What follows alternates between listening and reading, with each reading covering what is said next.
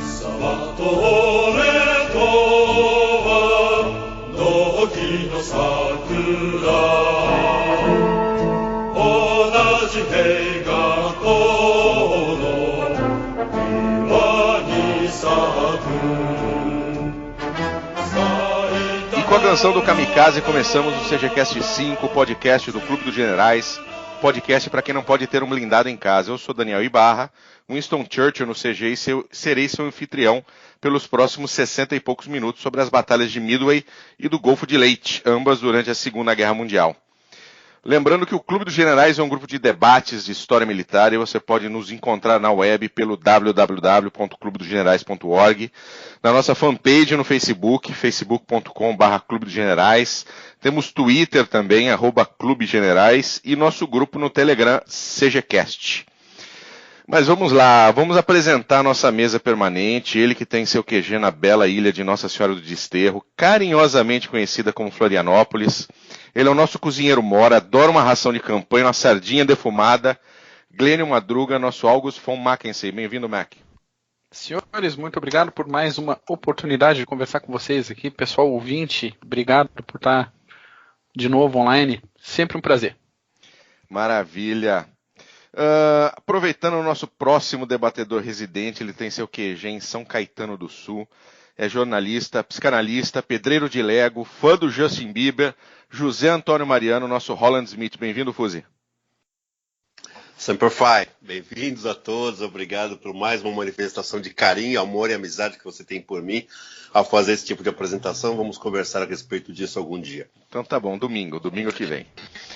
O nosso convidado de hoje tem seu QG na aprazível Toledo, no Paraná. É designer, está finalizando o seu curso de Direito, está no CG há 16 anos e a gente ainda não sabe por quê. Alexandre Zilk, nosso Félix Steiner. Bem-vindo, Félix. Obrigado, Daniel. Obrigado, Bu. Obrigado, rapaz da mesa. É um prazer estar aqui hoje. Maravilha. Mac, agora é sua. Quais as suas curiosidades da história militar de hoje? Cara, a curiosidade de hoje, acompanhando o assunto nosso de discussão, é relacionado às artes navais.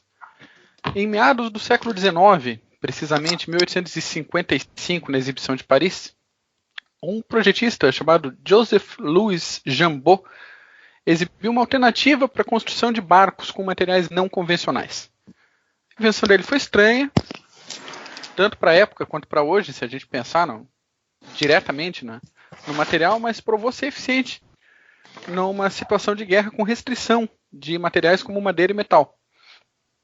O que ele fez? Preparou uma malha de ferro e aplicou cimento em cima. Quase um concreto armado para fazer um barco. Por mais ridícula que seja a ideia, em 18 de março de 1918, o primeiro navio militar de ferro-cimento ganhou os mares e após a Primeira Guerra Mundial ele serviu como cargueiro até 21. Durante a Segunda Guerra, outras 24 embarcações, também com casco de ferro-cimento, entraram em serviço como barcaças. Algumas delas atuaram durante o desembarque na Normandia, que legal, para ter um barco de concreto na Normandia, transportando munição e combustível. E no Pacífico, elas tiveram a função de cargueiros refrigerados para levar suprimento para as tropas. Eram barcos, eram navios de onde, Mac?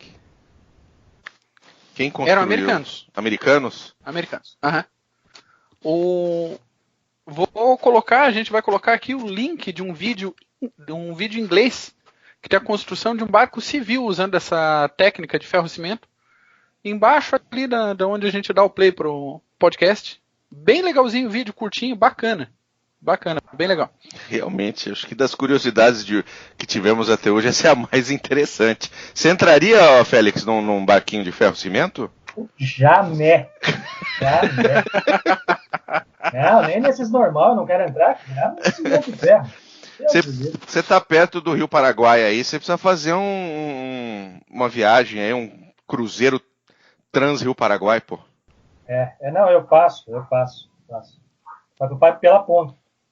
Por ponto. Barco, tô fora. Então tá bom. Mas vamos começar o nosso assunto de hoje, são as batalhas de Midway e do Golfo de Leyte. Ao tempo da Batalha de Midway, o Pacífico era um grande lago japonês. Decorridos apenas 6 meses após Pearl Harbor, Tóquio dominava além da China, onde lutava havia 5 anos, ainda dominava Hong Kong, Singapura, Birmânia, a Indochina francesa, Índias Orientais holandesas e as Filipinas, e ameaçava fortemente a Austrália, né? Mas um mês antes de Midway, o Japão experimentou o sabor do primeiro revés, que apesar de não ser nocauteante, a gente pode dizer que acabou trazendo outras consequências para a Batalha de Midway, que foi a Batalha do Mar de Coral, né? E aí eu pergunto para meu amigo Félix Steiner, né, qual a importância dessa batalha como prelúdio para Midway e o que ela representou em termos táticos, estratégicos e psicológicos para ambas as marinhas. Bom, assim, para começar, eu não acredito que tenha sido assim uma derrota japonesa. Tá? Para mim ainda foi uma vitória tática japonesa, já que os danos infligidos aos americanos foram maiores que os japoneses sofreram. Tá? Foi uma maior tonelagem, né? Quando a gente olha para a sequência das batalhas, Midway, depois Leyte, dizer que os americanos levaram vantagem não é absurdo. Tá? Em decorrência dessas batalhas, é possível perceber que, depois dela, os japoneses não puderam usar os novos porta-aviões que eles tinham em Midway, né? Porque eles precisaram de reparos depois da Batalha do Mar de Coral, né? E Fletcher também já achava que tinha afundado eles, né? Para os americanos foi excepcional, porque eles conseguiram conservar intactos tanto o Hornet quanto o Enterprise, né? Os grandes porta-aviões americanos. E depois, né, em consequência disso, eles conseguiram praticamente um milagre com o Yorktown, né? Inclusive que foi fundamental lá no decorrer de Midway, né? Detalhe mais importante foi que, para mim, os japoneses iam sentir, depois da Batalha de Coral, uma falta muito grande de pessoal especializado, pilotos. Não havia recompletamento, assim, um treinamento. A indústria, tanto por parte de aviões quanto pilotos, né, que eram essenciais para essas batalhas, os japoneses não tinham. Isso foi um problema meio que geral, né? Se a gente lembrar da Batalha da Inglaterra, o grande problema inglês não era fabricar avião, era treinar pilotos, né? E além disso, o Japão teve o mesmo problema que a Alemanha teve no início da guerra, né? A indústria não estava preparada. O Japão entrou, mas a indústria não, né? Então eles produziam pouco avião, produziam pouco motor, produziam pouco tudo, né?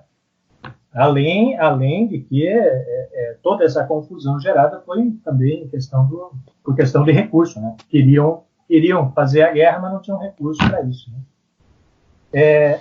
Mas e da parte tática, estratégica, eu acho que a questão mais importante é ver o que os comandantes de ambos os lados aprenderam com a Batalha do Mar de Coral. Me parece que o Fletcher, nesse momento, entendeu melhor o que foi a batalha, para daí adotar medida para enfrentar os grandes navios de linha japoneses. Porque nessa época, os americanos estavam em reparos, só fazia 6 meses aí de Pearl Harbor. Não conseguiam transferir grande parte da armada para outro lugar. Né? Enfim, Midway viu o que sobrou, né, dos grandes barcos americanos, né? Então, nesse ponto, o Fletcher entendeu a batalha e adotou as medidas corretas para enfrentar esses navios japoneses. Porque Coral foi, essencialmente, porta-aviões contra porta-aviões. E a superioridade aérea ia e deveria e ditou todas as regras dos próximos combates, né? Sim. Então, Fletcher sabia que ele não podia deixar, nesse ponto, na questão tática, os navios de grande porte japoneses se aproximarem, entrarem em alcance de tiro, né, para atacar no Midway. Então essa foi a lição que ele aprendeu. Né? Quanto aos japoneses, os japoneses, no começo, me parece que não entenderam tão bem. Eles davam muito valor aos barcos de linha, os grandes barcos, Yamato, Musashi, né, os grandes coraçados. Né? E não entenderam que a partir de Coral, o que iria mandar é a superioridade aérea. Quem venceria a guerra no mar seriam os aviões. Então essa Fuzi, eu tô vendo que você tá louco para entrar aí. Não, Deus do livre. Bora. Pode entrar tranquilo, Fuzi. Posso entrar na boa assim? Então tá pode, bom. Pode. Eu não sei, Steiner, se os japoneses achavam ou criam muito claramente que a era dos supercoraçados, embora eles tivessem esses dois grandes nomes que todos conhecem, se eles criam nisso piamente. Porque se você recua um pouquinho no tempo, logo depois de Pearl Harbor, aliás, Pearl Harbor já mostrava isso, que a superioridade aérea, o volume de ataque aéreo contra os navios era muito claro. Depois disso, eles ainda afundam, e isso para gáudio dos japoneses e azar dos britânicos, e o Bu vai chorar agora, eles afundam o Repulse e o Prince of Wales com ataques aéreos. Então, eles podiam até ter essa concepção de que os grandes navios de linha eram naus capitâneas, mas eles sabiam do que os porta-aviões podiam fazer. Os porta-aviões trouxeram o fim, né, da superioridade naval que um navio de linha provocava, né? Não, mas o Mar de Coral questão... foi o primeiro embate, se não me engano, que não houve troca de tiros, com só aviões. Né? Então, os japoneses, eu acho que eles têm essa ideia. Eles poderiam até ter a ideia, mas eles não tinham os meios. Então, eles não tinham os meios. Eles perderam muito em Coral. Então, eu acho que eles acreditavam, os japoneses, eu acho que eles acreditavam que eles, lutando contra o tempo, porque eles tinham um curto espaço de tempo para conseguir o que imaginavam conseguir, eles achavam que eles tinham que dar golpes certeiros, rápidos. Toda a batalha dos japoneses na Segunda Guerra, pelo menos no começo, eram batalhas decisivas. Mar de Coral deveria ser, porque a partir de Mar de Coral, eles se estabeleceriam muito claramente com uma ponta de lança, um punhal enfrentado, dentro do coração da Austrália. Essa foi uma das grandes vantagens, uma das grandes vitórias estratégicas dos norte-americanos. A ameaça à Austrália foi afastada com Coral. E os japoneses, pela primeira vez, experimentaram, pouco depois de Pearl Harbor, o volume e a capacidade de combate dos norte-americanos. Coisa que eles não tinham. Então, quando você diz que eles não preparavam, eles não tinham pilotos, isso é algo crônico que vai acontecer ao longo da guerra, mas que vai ficar muito evidente em Midway. Em Midway fica muito evidente, eles perdem grandes partes em Midway. Em Coral eles perdem, mas eles ainda conseguem se recompor. Agora, é muito interessante isso, porque além disso que você falou, você tem toda a razão nessas considerações a respeito do que cada armada aprendeu a partir de Coral. O fato é que tinha um cara no Japão que conhecia muito bem os Estados Unidos e sabia com quem estava lutando, e parece ser a única pessoa no Japão que sabia contra quem estava lutando, que era o Yamamoto. Então,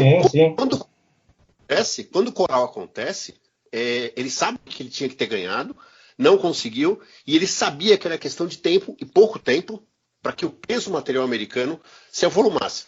Só para você ter uma ideia, em 41, as belonaves que os americanos tinham no Pacífico eram 17 coraçados. Só que eles tinham 15 em construção. Eles tinham 7 porta-aviões. Eles tinham mais 11 em construção. 18 cruzadores pesados, mais 8 em construção. 19 cruzadores leves, mais 32 em construção.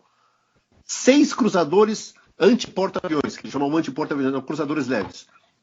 4 em serviço e 2 em recompletamento. 171 destroyers em linha e 188 para sair dos estaleiros. 114 submarinos, mais 79 para sair dos estaleiros. Não dá para brincar, né? Esse material ele vai ser colocado no mar em questão de meses. Né? E o Japão não tinha como combater com isso, não tinha como competir com isso. Yamamoto sabia, precisava, por isso que Midway acontece depois, precisava chamar a Armada Americana para o combate. Mas diante desse material aqui, Yamamoto sabia muito bem que eles tinham que conseguir o que poderiam conseguir, e aí sim, talvez apresentar alguma coisa parecida com um acordo. Mar de Coral mostrou muito claramente para ele, e ele já sabia disso antes de Pearl Harbor, que o barco ia ferver. E ferveu, né? Foi difícil.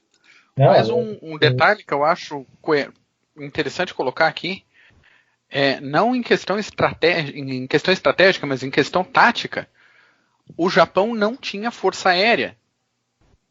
Os elementos aéreos subordinados, isso era subordinado à marinha e subordinado ao exército.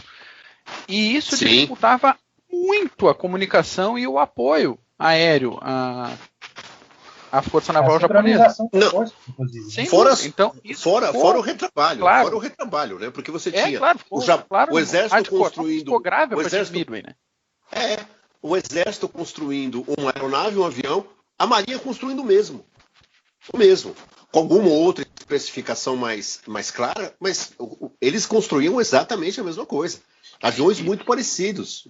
Era uma redundância. O problema de logística e de treinamento de pilotos, de adaptação à missão e coisa. Mas sem tudo dúvida. Que deu para fazer para complicar a guerra, eles fizeram. Para quem já não tinha recurso abundante, fazer isso é botar a cabeça no cepo. Então, mas é isso mesmo. Com essa dificuldade que havia de produzir material e de não ter uma força aérea independente, né? Ou não ter, por exemplo, uma marinha sua força aeronaval, especificamente, né? Porque ele combatia com a força aérea japonesa, isso dificultou muito para os japoneses.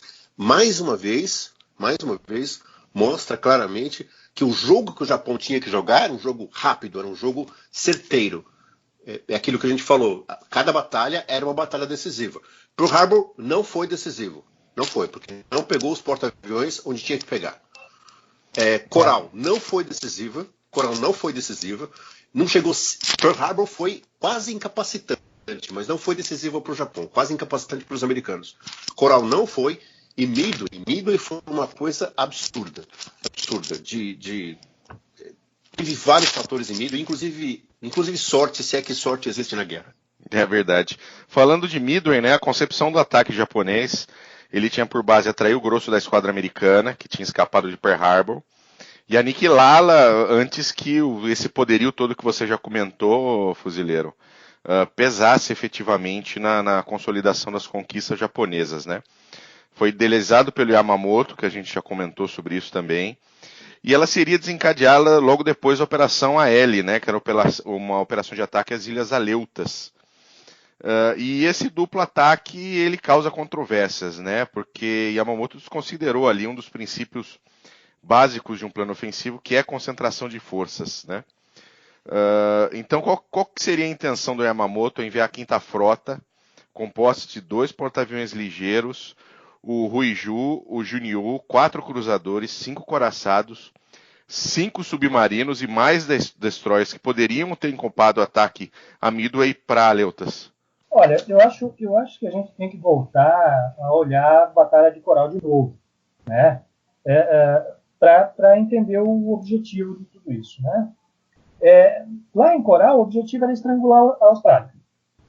E Midway não só significaria atrair os restos da esquadra americana, como também cortar as rotas de suprimento para a Austrália. Se eles conquistassem Midway, as rotas de suprimento para a Austrália também ficariam prejudicadas, né? Ficariam ao alcance tanto da aviação quanto dos navios japoneses, né? Além de que botar uma faca no pescoço havaiano, né? Também me parece que o Yamamoto não desconsiderou esses princípios assim totalmente, né?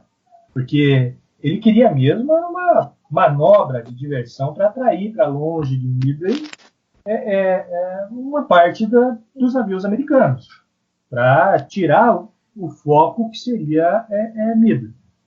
Então, o plano do Yamamoto era complexo pra caramba. Mas na teoria era bem exequível, né? E as Aleutas era só uma manobra diversionária. As ilhas eram desabitadas. Talvez um valor simbólico para invadir o continente americano, né? Mas se a gente pensar assim retrospectivamente, a batalha foi exclusivamente decidida por aviões. E o acréscimo em aviões, que é a esquadra Zaya poderia crescer, era no máximo de 80 aviões. Porque no frigir dos ovos eu não vejo como eles poderiam influenciar na decisão da batalha. A gente sabe que os americanos conseguiram colocar em Midway, entre porta-aviões e aviões baseados no atual mesmo, algo em torno de 420 aviões, inclusive com fortalezas voadoras, né? Os japoneses conseguiram, no máximo, 320 aviões. Então, essa manobra diversionária, se os porta-aviões estivessem junto com a esquadra principal, não vejo como influenciaria sobremaneira o resultado final da batalha. Veja, é muito esquisito que um homem como Yamamoto, que concentrou muito bem as forças contra Pearl Harbor, fizesse uma manobra dessas. Ainda que ele mandou 2 porta-aviões, e ainda que ele mandasse um número muito inexpressivo de aviões para as Aleutas, tanto o Ryujo quanto o Junio, se esses porta-aviões estão na força de ataque do Nagumo contra Midway, ele não ia só entrar com 80, ele ia entrar com mais aeronaves. Não. Esses dois, eles tinham 80 aviões. Era esse o problema que Coral trouxe para eles. A dificuldade de aviões. Mas de qualquer forma, esses aviões não iam conseguir influenciar tanto. De qualquer forma, Steiner, essa manobra do Yamamoto foge realmente à ideia de concentração de forças, sobretudo no momento em que ele aposta mais uma vez todas as fichas dele num lugar. Achar que as forças americanas iam ser atraídas por um monte de terra de ninguém, porque as Aleutas eram nada. Por que ele manda Hosogaia para lá? Para dispersar forças americanas? Para dali ter uma ponta de lança para atacar o continente americano? Duvido. Ameaçar a Rússia? Porque as Aleutas estão a meio caminho da Rússia. Me foge a ideia de que Yamamoto achasse realmente que isso podia não fazer falta, a menos que ele tivesse uma ideia sobremaneira pífia a respeito da esquadra americana. Ele sabia o que não era o caso, né? O que não era o caso. Ele sabia o que os americanos eram, ele sabia do que os americanos podiam fazer, ele já havia experimentado isso em Coral. Então, eu não sou, mas se eu fosse, eu concentraria tudo que eu tivesse ali. É claro que a batalha se desenvolveu de uma forma absolutamente complexa, mas dispersar as forças desta forma me foge realmente um pouquinho a ideia de que nós estamos disputando uma batalha muito decisiva e o objetivo não era nem Midway.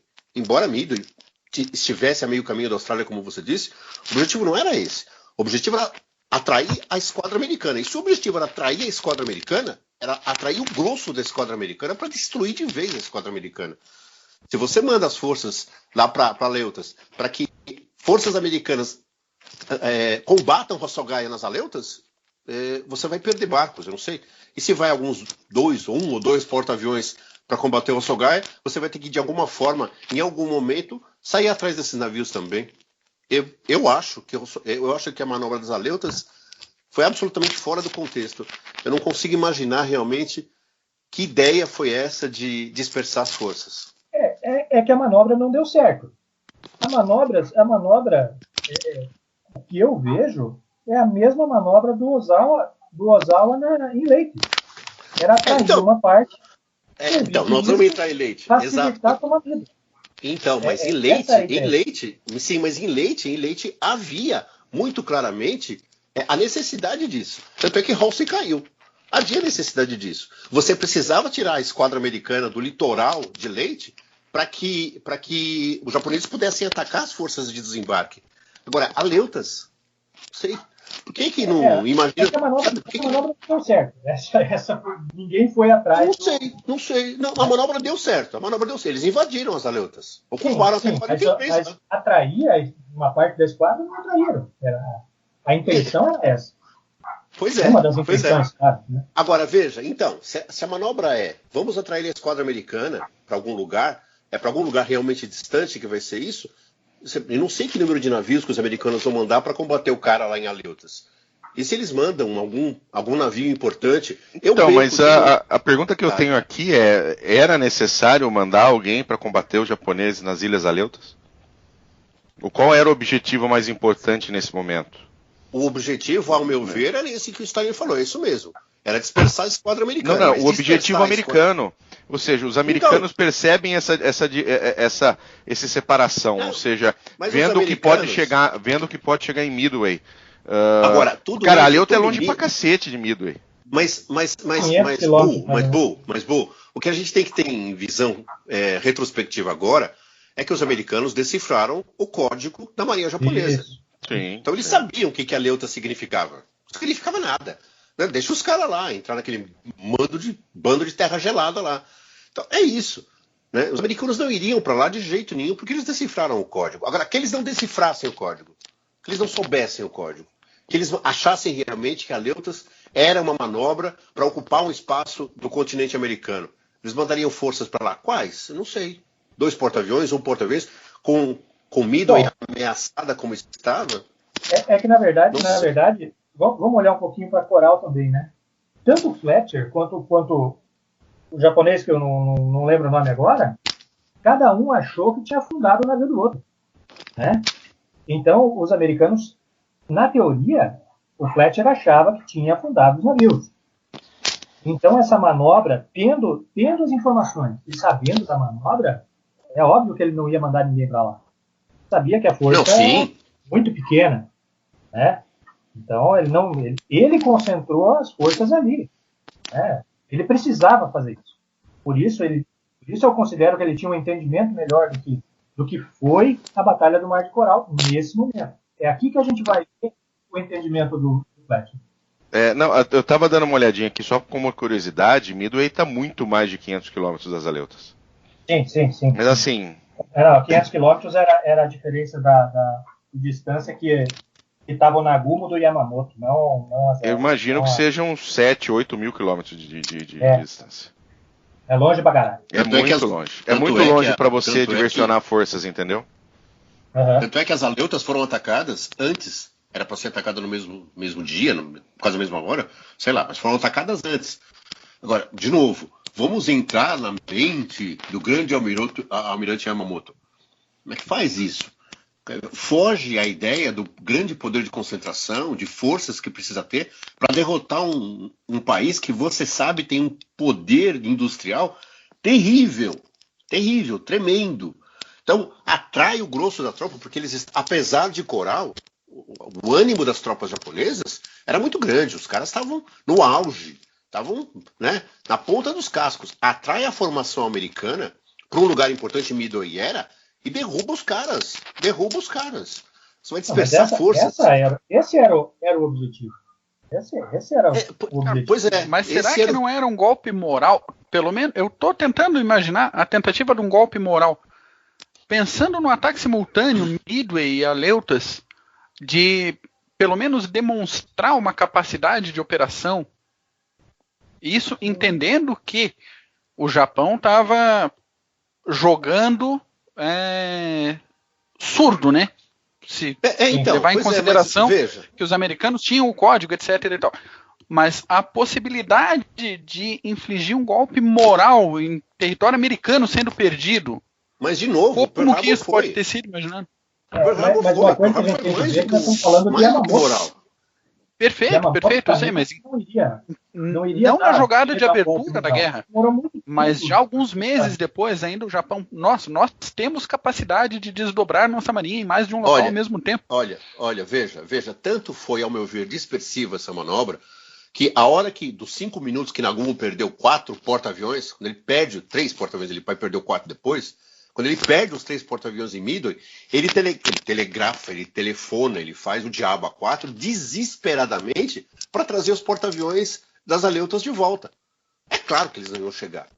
Né? Mas, de novo, você tem 6 porta-aviões, mesmo que contasse que eu já tivesse morrido, você tem porta-aviões, concentra a sua força de porta-aviões e aplica uma derrota desastrosa para os americanos. Desastrosa. dispersar forças dessa forma não me pareceu muito conveniente. Falando, o Mac comentou essa questão do código, né, de comunicação. Os americanos tinham decifrado os códigos militares japoneses, né? E isso facilitou muito, né, no sentido do que se podia esperar e de como se preparar para o ataque, né? Mas mesmo que o código não fosse decifrado, o Midway era um objetivo estratégico e ele seria alvo de atenção em algum momento dos japoneses, tá? E aí, como explicar que a força de Nagumo, ao ser lançada ao combate ao atol, estivesse intacta, com nenhum arranhão em seus navios, às 5h25.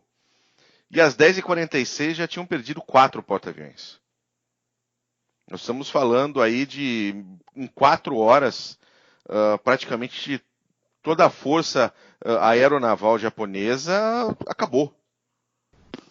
Nagumo vai para Midway com a missão básica e precípua de destruir a esquadra americana. Nós estamos ameaçando Midway, a esquadra americana vem proteger Midway e nós destruímos a esquadra americana. Né? É claro que se a esquadra americana não existe, e aí entra Coral, nós japoneses achávamos que tínhamos aplicado uma derrota decisiva aos americanos em Coral, nós atacamos as ilhas, nós vamos atacar as ilhas, então eles atacam as ilhas. Mas nesse vai e vem, e na indecisão de Nagumo de se faz um segundo ataque depois do primeiro ataque, se faz um segundo ataque, ou se rearma os seus aviões com torpedos para atacar uma frota que ele achava que era uma flotilha, era uma flotinha de 5 cruzadores e 5 couraçados, entre um e outro, ele não consegue se decidir claramente sobre o que fazer.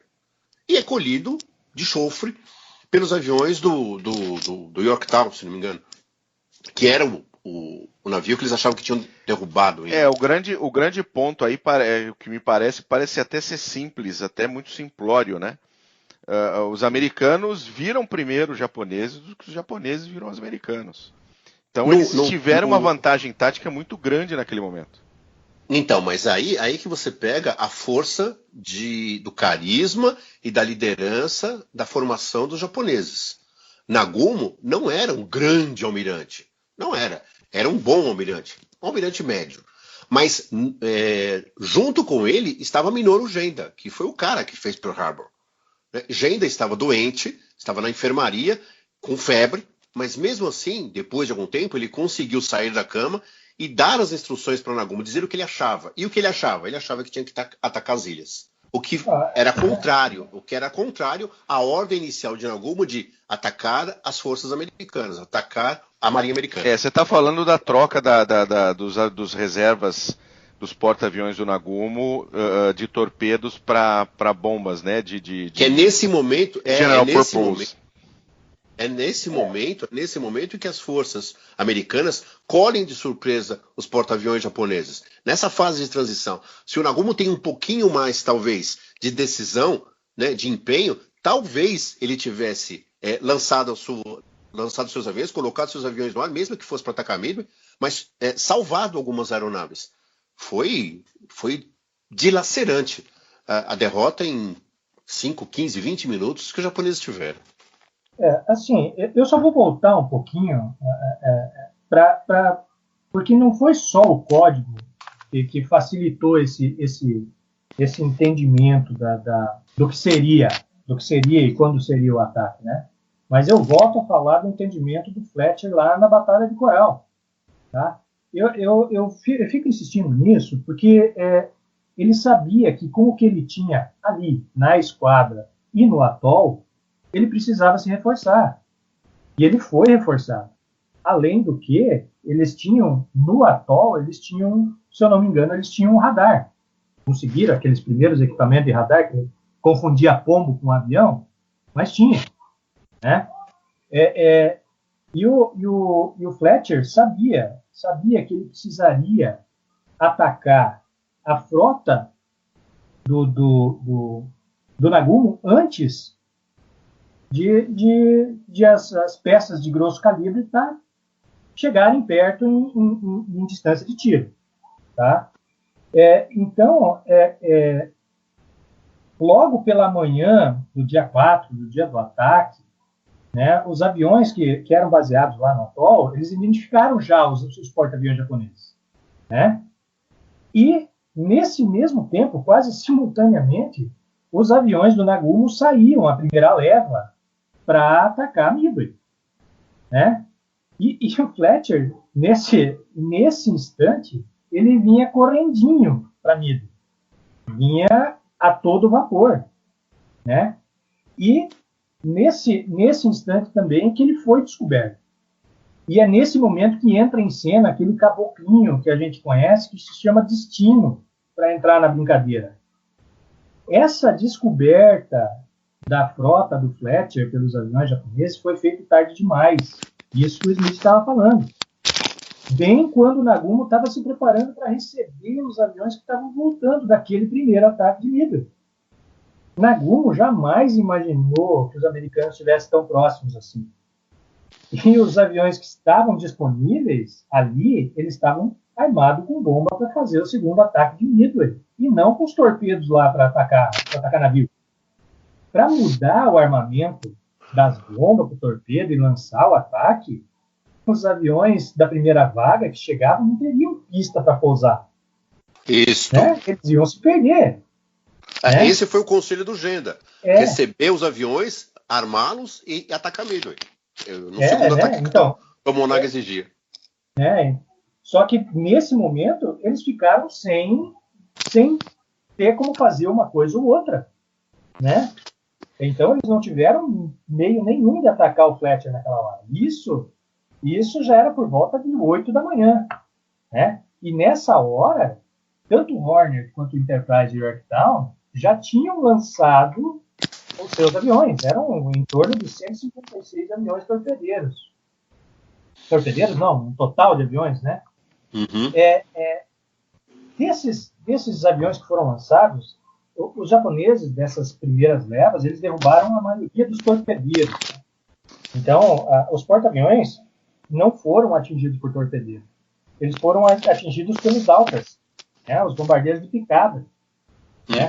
E foi esse sacrifício dos torpedeiros que tiraram a atenção dos caças de escolta e fez com que não se percebesse os bombardeiros de picada. Voando a grande altitude, foi quase caça ao pato.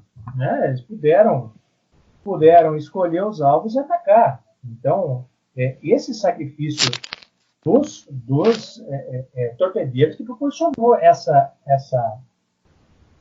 praticamente dizimação dos porta-aviões japoneses. Porque eles tiveram terreno livre, nenhuma preocupação para poder atacar. Bom, no fim das contas, se tivesse os outros 2 porta-aviões lá, capaz deles também terem sido afundados. Perder mais os 2. Com certeza. Até porque a impressão que se tem, pelo menos eu tenho, é que Estados Unidos e Japão estavam lutando guerras com doutrinas totalmente diferentes. A partir de Coral poderia ter se percebido uma mudança de estratégia geral do lado americano, com tanta ênfase aérea, e o Japão continuou numa guerra tradicional naval, né? E toda essa falta de comunicação entre o comando japonês, de novo, só complicou muito mais o que já estava complicado com o tamanho do peso industrial americano na guerra. Os americanos tinham tempo, os japoneses não tinham tempo. Eles faziam tudo que tinham que fazer, ou morriam, como morreram. Será que eles ficaram... Será que isso é um pouco parte... Será que eles ficaram tão assustados com o ataque do Doolittle, que apesar de ter sido, né, absolutamente irrisório do ponto de vista militar, será que eles ficaram assustados com a vontade americana de ganhar a guerra, e aí temos que ir para o tudo ou nada? Não. Eles não ficaram assustados, eles ficaram irritados. Ficaram magoados. Eles ficaram irritados, realmente. Assustados não, porque, de novo, eles perceberam claramente, todo mundo sabia, que aquilo era um recuperar do orgulho americano. O ataque de Doolittle foi absolutamente simbólico. Sim, absolutamente. Sim. Eles ficaram realmente com o pé atrás, eles ficaram impressionados depois de Coral. Quando eles sofrem a primeira perda impactante de navios. Ali eles percebem realmente do que os americanos eram capazes, porque até então, tanto eles como nós lemos várias vezes o Goering da Alemanha dizendo que os americanos sabiam fazer era gilete, era aparelho de barbear, era carro. Isso eles sabiam fazer, o resto eles não sabiam fazer nada. E eles sabiam fazer uma coisa ou outra, né? Eles mostraram isso. Então, os japoneses tinham uma ideia extremamente depreciativa do que os americanos podiam fazer, do próprio cidadão americano, né? Exato. E eles partiam muito da ideia realmente de que eles eram super soldados. E eles fizeram coisas fantásticas em termos militares. Em termos de assassinato em massa também. Muito equivalente, algumas vezes, ao que os nazistas fizeram na Europa. Mas foram soldados muito bons mesmo. Mas realmente eu acho que só Yamamoto que passou, Koribayashi também, mas Yamamoto que passou um bom tempo nos Estados Unidos, ele conhecia realmente a mentalidade americana e ele sabia que precisava fazer o que tinha que ser feito imediatamente. Daí eu volto a insistir nessa coisa de dividir forças para atacar um lugar que ele sabia que era um ponto decisivo para os americanos. Ele não conseguiu pegar em Pearl, não era intenção pegar em Coral, mas era intenção em pegar em Midway. Não pegou, nem num nem no outro. Então, ele pagou caro por isso. Yamamoto, essa operação foi tão importante que Yamamoto comandou pessoalmente essa operação. Exato. E uma coisa interessante aí, né? Quando Midway acabou, a Armada Japonesa tinha perdido os 4 porta-aviões, os 2 cruzadores e todos os 248 aviões destacados. Sim, né? Mais de 3 mil homens morreram. E isso deve ter sido um impacto gigantesco para a Marinha Japonesa, para as operações da Marinha Japonesa no Pacífico, e também impactou as operações americanas depois também.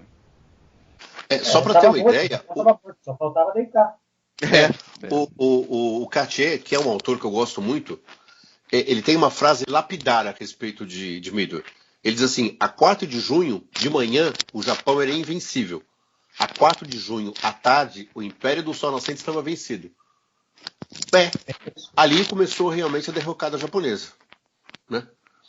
E dali realmente foi só ladeira abaixo. Não tinha mais nada para fazer. Não tinha mais o que fazer. Exatamente. Exato. Alguém com algum bom senso naquele país, neste momento, com ainda a frota e com ainda conquistada várias posições no Pacífico, talvez colocasse a cabeça no lugar e, quem sabe, embora o Código Bushido não permitisse isso, a gente sabe, mas em nome da pura estratégia, inclusive da estratégia política, recuar um pouco as suas forças e se defender. Porque claramente, a partir dali, e isso ficou mostrado inclusive em Guadalcanal logo depois, os americanos partiram para o ataque e nunca mais perderam a iniciativa. O problema de dar uma recuada para se defender eram os recursos que eles não tinham. No final da guerra, eles estavam abastecendo os navios com petróleo bruto. Exato, mas veja. Exato. Mas ali em Midway talvez fosse um momento. Ali em Midway talvez fosse um momento quando você, apesar disso, em Midway os americanos ainda não eram os senhores absolutos do Pacífico. Se tornariam, mas não eram. Ainda tinha meios, ainda havia forças, ainda havia como fazer isso.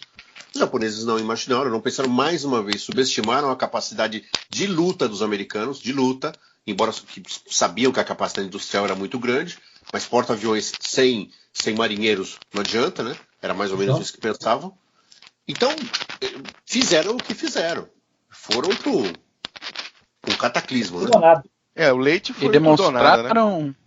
E demonstraram de novo a incapacidade da adaptação estratégica deles, né? Sem dúvida. Aquela rigidez do Código Bushido, né, faz com que permaneçam exaustivamente como as Festungs alemãs, né, na Europa. Então, todas as conquistas que foram feitas tinham que permanecer. Tanto é que os japoneses foram expulsos pelos norte-americanos na ponta da baioneta, no lança-chama. Foi uma coisa absolutamente horrorosa a guerra no Pacífico. Todos os olhinhos ficam concentrados na Europa por causa de Hitler, que era o queridinho da mídia, né? Mas combater japoneses, me fala qual alemão, é claro que os palcos são diferentes, mas qual alemão continuou combatendo depois do final da guerra em, digamos, dezembro de 45, em abril de 46. Tinha japonês, teve japonês que se rendeu em 70. Né? É 74. Só para ter uma ideia de quem eram esses caras que os americanos tiveram que combater. Em Leite, 2 anos depois, né? Midway foi 42 e Leite foi 44. A diferença da quantidade de material bélico e humano entre o Japão e os Estados Unidos era um negócio gigantesco, né? O Império do Sol desloca 4 porta-aviões, 9 encouraçados, Yamato para Leite, e só de porta-aviões a US Navy tem 16 belonaves. Né? Fora os de escolta, né? Fora os 18 de escolta, mais 12 coraçados. É um ponto ali, é quase um suicídio, né? Sim. É quase um suicídio da Marinha Japonesa ter ido para Leite, mas não tinha outra opção, né, Steiner? Não. Da Marinha Japonesa, tem que ir, vou pro pau mesmo. Porque significou ali Leite uma reviravolta da guerra, uma reviravolta maior ainda do que já estava sendo, né? O Japão tinha entrado definitivamente na defensiva. Os estaleiros japoneses não tinham como repor absolutamente nada, muito menos os pilotos, né? Então não tinha mais futuro para a marinha japonesa a partir dali. Então não tinha mais o que se fazer. Não tinha mais o que se fazer. Um detalhe importante importante não, mas interessante, a maioria desses porta-aviões de escolta eram da classe Casablanca. Uhum. Né? E eles eram fabricados nos mesmos moldes dos Liberty. Né? Dos Liberty. Então, que era na base de cargueiros, eles fabricavam dúzia, não era então, vê, olha o volume de material que sai dos estaleiros americanos. É uma coisa absurda. Esses no final da guerra foram 54 porta-aviões. Pois é. Como é que você vai combater? Né? Em algum momento, ninguém, da mesma forma que nós falamos em algum momento nos outros SejaCast, alguma mente lúcida no Japão não parou para pensar que, obviamente, o fim era evidente, que era absolutamente inumano continuar combatendo desta forma. E se as bombas atômicas não são lançadas, 1 milhão de japoneses iam morrer logo nos primeiros combates com apenas um desembarque. Não estamos falando da ilha principal. Se adiantando um pouquinho, porque nós vamos falar disso mais adiante num outro SejaCast. Mas só para ter uma ideia. Aí eles colocam em Leite esse tipo de... essas belonaves, esses navios, com, de novo, uma tripulação aguerrida, voltada para o imperador, com a ideia de suicídio, porque foi, né? Mas lidando com norte-americanos que não cultuavam a morte, pelo contrário, cultuavam a vida, e por isso cuidavam muito bem dela. Né? Então, estrategicamente, psicologicamente, talvez estivessem um pouquinho mais preparados. Que a gente costuma pensar em termos ocidentais. Né? Sim. Em termos ocidentais. Então, qualquer marinha ocidental, ela se internaria nos portos. Ah, mas sem dúvida. Porque ela saberia que não era possível defender nem abastecer as conquistas que foram feitas. Exato. Mas o senso da realidade japonês passava longe do alto comando. Né? Uhum. Qualquer operação posterior que houve, a realidade já tinha ido para o fundo do Pacífico há algum tempo. Mesmo que os japoneses conseguissem impedir, num primeiro momento, o desembarque de tropas americanas nas Filipinas, mesmo que eles conseguissem fazer isso, isso não ia ser abandonado. Os americanos não iam abandonar as Filipinas por causa de MacArthur. Então não ia dar naquele momento, ok, mas ia dar num segundo momento. Em algum momento as Filipinas iam ser invadidas. Então, era apenas adiar o inevitável. Né? Era só uma questão de tempo. E se sacrificar. Agora você pega de novo a concepção do plano de Leite, você vê o quão a mentalidade japonesa é intrincada, porque tem almirante que precisa entrar por estreitos, por vários estreitos, atrair a força de Halsey para que ele não ataque, para que ele não dê cobertura para as forças de desembarque. Halsey cai na armadilha. Né? Eu não sei se outro almirante não cairia. Halsey era o Patton dos mares, né? Não sei. Assim, acho também que cairia. O Halsey, para mim, nesse momento, o máximo que eu vejo ele ter sido foi imprudente. Só. Porque ele estava baseado em relatório do piloto. Como é que ele não vai acreditar em relatório do piloto dele? E ele deixa uma linha, ele deixa uma linha defensiva do Oldendorf, do Almirante Oldendorf, que era formada basicamente por cruzadores e destroyers. Não dava, obviamente, para manter uma cobertura eficaz. Mas é isso que você falou. Eu vou deixar a esquadra escapar? Não vou deixar a esquadra escapar. E ele tinha que acreditar. Ele tinha que acreditar. Fora que esses relatórios dos pilotos eram exagerados quanto aos danos sofridos lá pelo Kurita. Exatamente. Né? Então, exatamente. Lançar a terceira esquadra e destruir os porta-aviões do Ozawa era a coisa certa. A coisa certa para fazer. Agora, a imprudência vem de ele não virar e falar: ô, Zé Kincaid, dá uma olhadinha aí, né? Eu sei que você está em Surigao, mas dá uma olhadinha aí em São Bernardino, que eu vou dar uma subidinha ali e acabar com 4 porta-aviões. Você dá uma guardada aí. E ele não fez isso. Ele não fez. Né? Se ele tivesse ao menos avisado que eles não teriam passado o susto que passaram de ver o Kurita navegando tranquilo, belo e formoso ali em São Bernardino. Dizem as más línguas, embora isso seja controverso, que a manobra de Halsey deixou Nimitz tão irritado, que ele pensou realmente em exonerá-lo. Ia ser uma coisa absurda, né? Ia ser a mesma coisa que demitir Patton, né, no meio da cavalgada para a Alemanha. Mas Nimitz ficou irritadíssimo com isso. Mas eu não vejo tanto motivo para essa irritação toda. Ele tinha os relatórios, ele tinha avistado. Como ele viu o relatório, ele imaginava que não havia navios do Kurita com a potência para sobrepujar o que ele tinha deixado em São Bernardino. Isso para mim é uma coisa extremamente óbvia. Eu acredito que qualquer almirante ia falar: beleza, os caras estão desfalcados, deixa eu ir lá dar um pau nos porta-aviões e os caras se viram. Interessante. O capitão Marco Ramius, do submarino Outubro Vermelho, ele disse que Halsey foi um idiota, que ele não faria isso.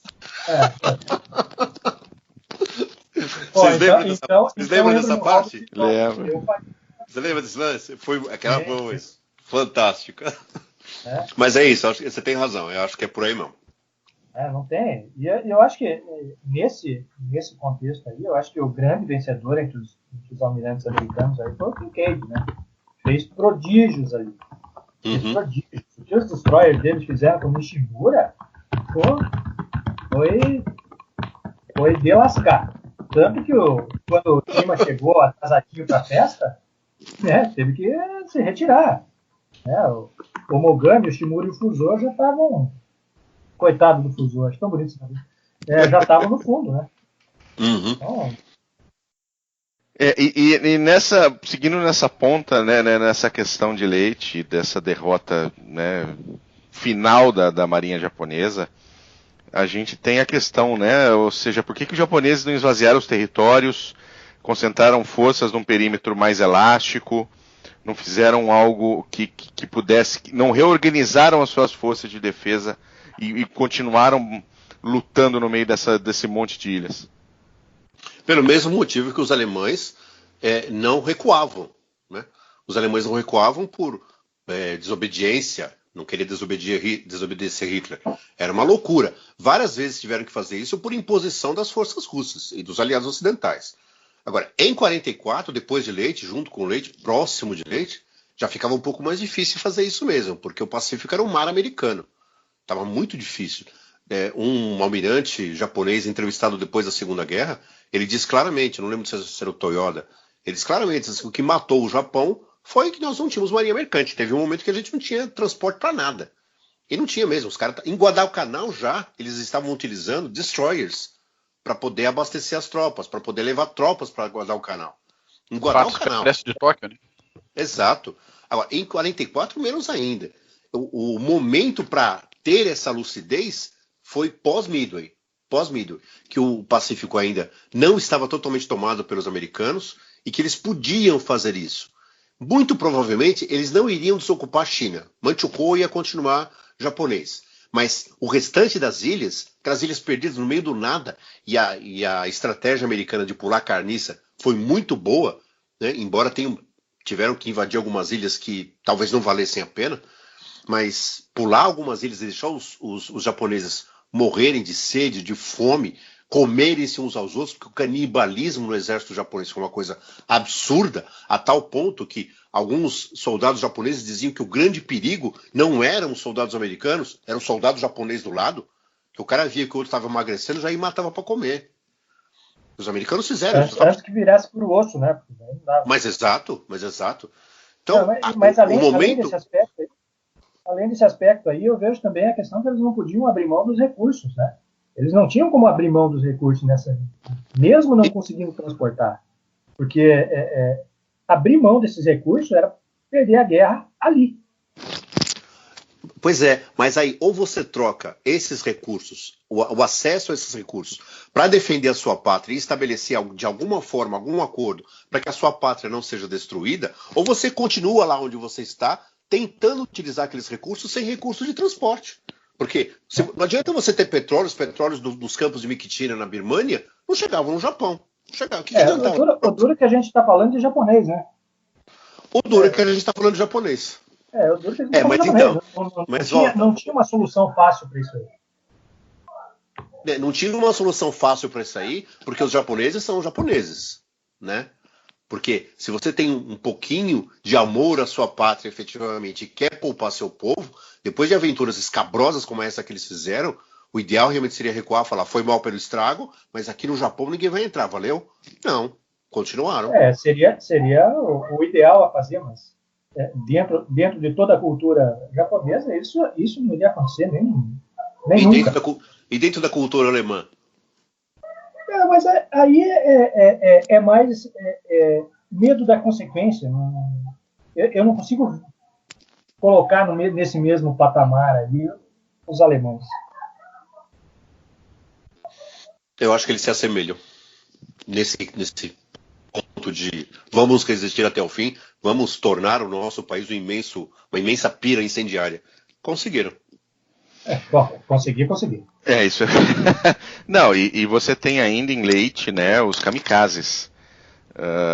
Né, quando você chega ao ponto de que um soldado, muitas vezes crianças, né, jovens, adolescentes, estão dispostos a morrer por algo, né, pelo imperador, por seja lá o que, e jogam o seu avião em última consequência contra o seu inimigo, A gente não pode pensar com o nosso pensamento ocidental, judaico-cristão opressor, entendeu? Não dá, né? A mentalidade é totalmente diferente com relação à morte, né? Então, era muito mais aceito até com um certo nível de orgulho, né? Morrer pela pátria causando o maior estrago possível no inimigo. Mas o kamikaze mais burrinho, mais tontinho, mais estúpido, sabia que estava indo para uma causa perdida. Mesmo ele. Então, assim, uma coisa é você se sacrificar achando que você de alguma forma pode beneficiar a sua pátria. Outra coisa é você se sacrificar por absolutamente nada. É claro que ele não achava isso, mas em algum momento você, essa coisa aqui vai feder de qualquer forma, né? Não vai ter jeito. Acho que o grande responsável nesse momento é o imperador japonês. É o Hirohito, que só vai se manifestar no final da guerra. Porque se ele põe o pau na mesa e fala assim, vamos parar com essa bagunça, talvez ele tivesse conseguido realmente poupar mais vidas. Mas o Hirohito era muito podado pelo alto comando do exército da marinha. Mas foi o Hirohito que, em última análise, realmente forçou o Tratado de Paz. Foi ele que aceitou a rendição incondicional. Tanto que ele sofreu um golpe. Dois cogumelos em cima, né? Teve que baixar dois cogumelos para quietar a crista do pessoal do exército da marinha. Precisou disso, né? Se ele fosse um imperador um pouquinho mais atuante, e nesse momento eu concordo com alguns veteranos britânicos que se recusaram a comparecer ao funeral do Hirohito, como vários dignatários britânicos foram, se ele tivesse alguma consideração um pouquinho maior pelo povo, ele teria pensado nisso quando a coisa já estava fedendo. Né? E iam fazer o quê? Iam depor o imperador? Não podem depor o imperador. Claro, e de novo, sintomático da absurda incapacidade de adaptação estratégica, tanto do exército quanto da marinha japonesa. Pegar o resto de piloto, o resto de equipamento que tem e começar a jogar em cima da marinha americana, não... E de uma marinha americana, isso a gente está falando de 44, com uma capacidade industrial muito mais do que provada, ainda se considerando que eles estão sustentando 2 frontes. Sustentando 2 frontes, mandando material até o último dia de guerra para a União Soviética, a Inglaterra, Exato. a França e a Itália colaboracionista. Fora Exato. o despacho de material para os grupos de resistência na Europa. Na China, inclusive, material americano na China era uma abundância, que aliás foi parar na mão dos vietnamitas depois. Então, Sim, ver o tamanho de volume e ter que jogar o resto de recursos em cima, não tem cabimento estratégico. Muita cegueira, principalmente do comando da Marinha, apesar de umas figuras como Yamamoto, como o Ledelhard fala, não saber, e às vezes até eu tenho a impressão de não querer saber o que passa do outro lado da colina, né? Seria fechar a interessante. visão em cima daquilo ali, que é pré-definido desde 35, na primeira invasão da China, e querer tocar desse jeito até a exaustão completa e absoluta da pátria. Isso é um absurdo. Seria interessante fazer uma visão aqui de futuro, para tentar entender qual seria o papel de Yamamoto se ele não tivesse morrido nos tempos finais de guerra. Será que ele teria algum peso? Será que ele conseguiria mobilizar algumas forças para falar, tá vendo, tá dando exatamente o que eu falei que ia dar, vamos parar por aqui? Será que ele conseguiria? De se pensar. Não. Eu acho que não. Eu acho que não. Desistir da conquista, desistir da guerra, aceitar a consequência. Para a cultura japonesa era vergonha, não era uma opção. Pelo menos para o alto comando, né? A minoria realista, a gente via que a esmagadora superioridade americana, tanto material quanto pessoal, seria impossível de deter. Então, eu acho que isso é fora de questão eles conseguirem aceitar isso. Eles pediram o boné realmente quando até para eles as perdas foram extremas, né? Precisou de armas nucleares para poder fazer isso. E, na verdade, o plano era transformar a invasão numa coisa sangrenta a tal ponto que houvesse em condição de alguma negociação. Mas, agora, levar à extinção completa de recursos, até humanos, né? Sim. Mas exato. O holocausto japonês. Né? Um absurdo isso. Mas era exatamente isso que eles procuravam. Agora, eles achavam realmente que se os americanos e os britânicos, né, e talvez, até simbologicamente, os franceses, se eles desembarcassem nas ilhas, por mais baixas que eles tivessem, e eles teriam muitas baixas, depois de chegar no quintal dos caras, depois de chegar no território deles, eles iam recuar. Depois que eles invadem uma das principais ilhas, eles falam assim, não, morreu muita gente, vamos parar por aqui. Não ia, negão. Não ia. Mas a gente... Qual que era a estimativa do Bradley para a invasão japonesa? De mortes americanas que ele estava calculando? Só da invasão numa ilha, que não era Hokkaido, acho que era Honshu, era pelo menos 600 a 700 mil baixas. Mortes. Que eram as primeiras ilhas metropolitanas, né? Exatamente, mortes. Um aviso disso, um exemplo disso, foi o que aconteceu em Okinawa. Que eles combateram até o último homem mesmo. Bom, eles fizeram isso em todas as ilhas. Mas você imagina no território metropolitano japonês. 600 mil. Os americanos não perderam 600 mil homens em 3 anos de guerra na Europa.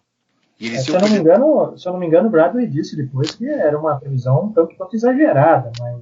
Mas mesmo que fosse um tanto quanto exagerada, de civis, claramente os japoneses iam perder 1 milhão.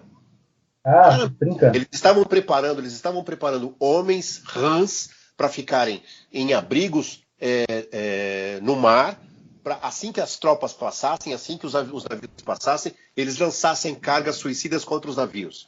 Eles estavam preparando a sua população com bambus. Sim. Então, eles estavam preparando a população. Ia ser um holocausto realmente. Os americanos iam entrar, iam se ferrar também, iam conquistar da mesma forma. Porque uma vez entrando lá dentro, você não abandona. Eu não vou lutar o que eu lutei durante 3 anos para chegar no Japão e falar, cansei, não vou. Não dá. Verdade. E outros dois pontos, né? As Purple Hearts encomendadas para essa ofensiva estão sendo distribuídas até hoje. Tem Purple Heart pra cacete ainda para sair. Pois As é. de hoje em dia são do mesmo lote que foi encomendado para a invasão japonesa. Não foi, não na vou verdade. fazer Purple Heart mais. A gente causa espécie para as pessoas e talvez até para o amigo ouvinte que esteja ouvindo, a gente causa espécie quando a gente fala que Hiroshima e Nagasaki foi uma bênção para os japoneses, e foi, na boa, foi.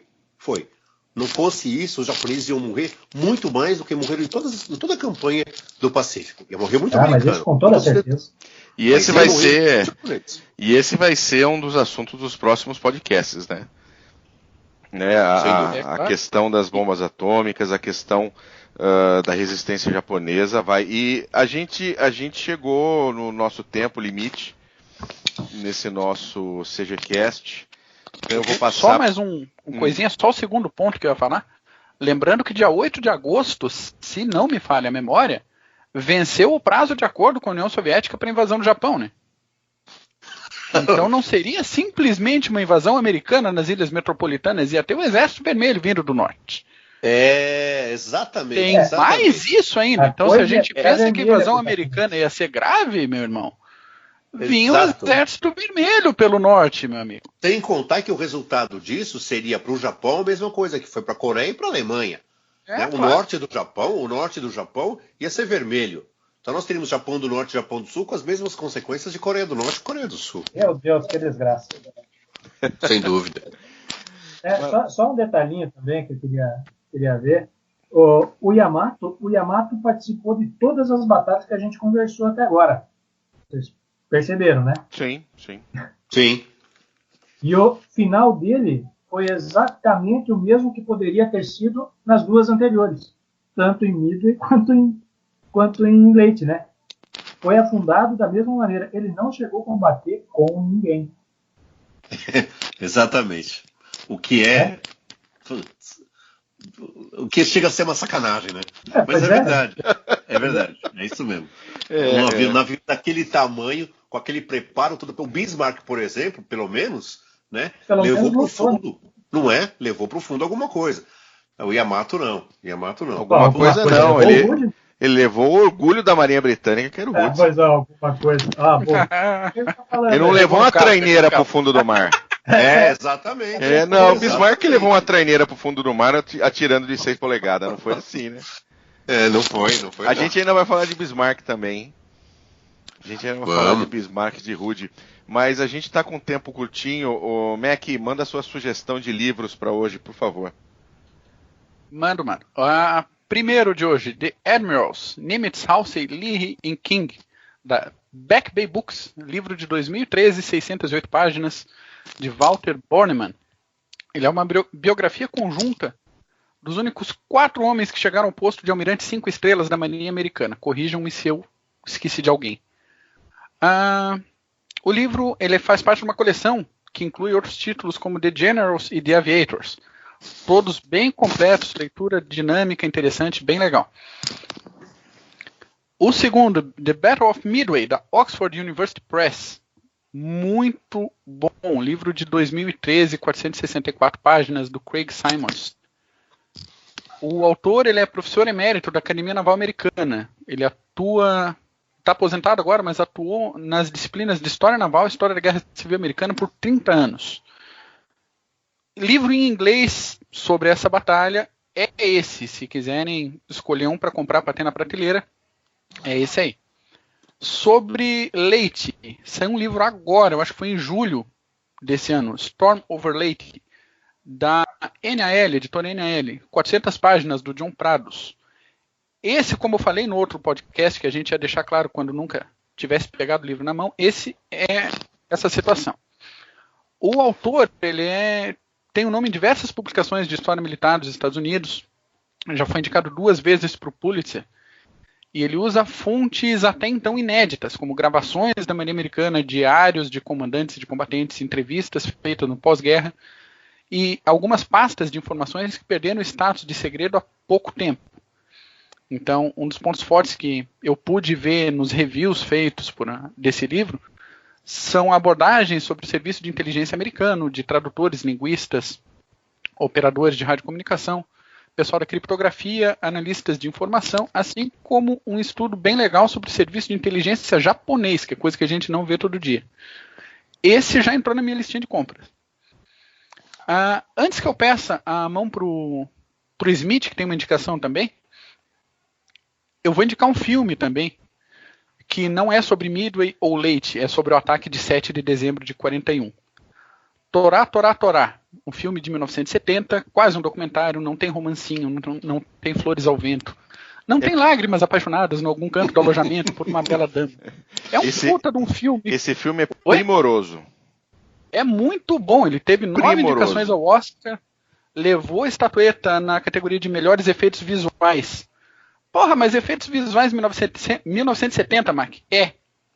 Pra quem não viu, vai lá, assiste, depois me fala, me xinga, entra em contato. O capitão de mar e guerra, o Minoru Genda, que o Smith falou durante o podcast, ele foi consultor técnico na produção do filme. Só. Opa! Então, compensa demais ver esse filme. É muito bom Eu mesmo. tenho na minha DVD-teca aqui. Ele é um dos legal. preferidos. Vamos conversar sobre ele no Encontro Nacional. Smith, você tem uma referência em português que eu esqueci. Mas você sabe qual que é? É Midway, daquela coleção Flamboyant, que é uma coleção muito boa. Eu tenho vários deles aqui. É muito boa. Antes da gente entrar no ar, eu havia confundido os autores. Eu havia confundido os autores com o livro Zero, As Asas Japonesas na Guerra. Zero não é muito legal, tá? Não é muito bom. É em Zero que o Martin Caidin faz o prefácio. É um livrinho bacana, legalzinho, mas ele pega muito leve com os graves e grossos erros dos japoneses. Zero. Midway, do Mitsuo Fuchida, que nós devemos conhecer, e o Masatake Okumiya, é um livro muito legal, muito interessante, também da Flamboyant. Ele tem o prefácio de um cara chamado Raymond A. Spruance, que foi um almirantinho dos Estados Unidos. Ele também tem o prefácio do almirante Nobutake Kondo, também da Marinha Japonesa, e do próprio Fuchida. É um livro, não é extenso, a leitura é muito agradável, pelo menos para quem gosta do tema. E tem uma coisa que eu gosto muito, que são ordens de batalha. Eu sou fã de ordens de batalha. E sobretudo ordens de batalhas navais é muito interessante. E ele traz as ordens de batalha, ele fala de coral, traz as sequências dos fatos em Midway, porque Midway, se você for reparar, foi realmente decidido em 15 minutos, 5 minutos, uma coisa absurda, como você decide uma guerra num período tão curto. É um livro que vale a pena, assim como vale a pena a maioria dos livros da Flamboyant. A Flamboyant, inclusive, assim como a Rennes, é fácil de achar nos sebos, tá? A Rennes e Midway fácil costuma ser bem em conta, né? Midway tem no Rennes também, na editora Rennes também. Tem um livro Midway. Tem. É bom, mas é rápido feito coisa de porco, né? Não, é rápido. Se você está procurando alguma coisa um pouquinho mais completa, é coelho, é bem coelho. Maravilha. Bom, as considerações finais, meu querido fuzileiro, por gentileza. Foi um prazer imenso falar com vocês, falar sobre batalhas navais. Eu gosto muito de batalha naval, embora entenda pouco, mas eu gosto bastante, até por dever de ofício, já que eu sou fuzileiro. Gosto muito, foi um prazer debater isso com vocês. Espero que a gente volte ao tema, e volte ao tema para falar realmente da tática das duas batalhas, que são muito, muito interessantes. Isso que o Steiner levantou a respeito do Kinkaid é extremamente interessante, inclusive a respeito do Halsey, que para muitos foi muito, muito imprudente, foi muito menininha, né? Sei lá, não é o caso, obviamente, mas é muito interessante. Então, foi muito legal, gostei bastante. Vamos para o próximo podcast. Maravilha. Mackensen, suas considerações finais. Senhores, sempre um prazer conversar com vocês e pela primeira vez no nosso podcast trazendo a Guerra do Pacífico, né? Que tanta gente por aí, como o Smith falou, viciado em Guerra da Europa, não tem dimensão do que aconteceu no Pacífico. Às vezes não do número de baixas, mas a intensidade dos combates e o desdobramento tático e estratégico foi um negócio absurdo. Sempre muito bom falar sobre isso e vamos voltar para esse campo de batalha. Tem muita coisa para ser explorada aqui. Com certeza, maravilha. Félix, meu amigo, é um prazer ter você aqui. As suas considerações finais, por favor. Só agradecer o convite. Foi extremamente prazeroso estar esse final de tarde debatendo com vocês. Pacífico, com certeza, não é minha área, mas o tema é muito bom. Então foi um prazer e obrigado. E quando precisarem, pode me chamar. Não, no primeiro que a gente fizer sobre Primeira Guerra Mundial, pode ter certeza que você vai ser convidado. Opa, na área. Maravilha, gente. Obrigado por vocês terem participado, vocês que tiveram a paciência de nos ouvir até agora. Muito obrigado. Acessem o CG, participem e nós estamos aí, tá bom? Um abraço para todo mundo. Tchau.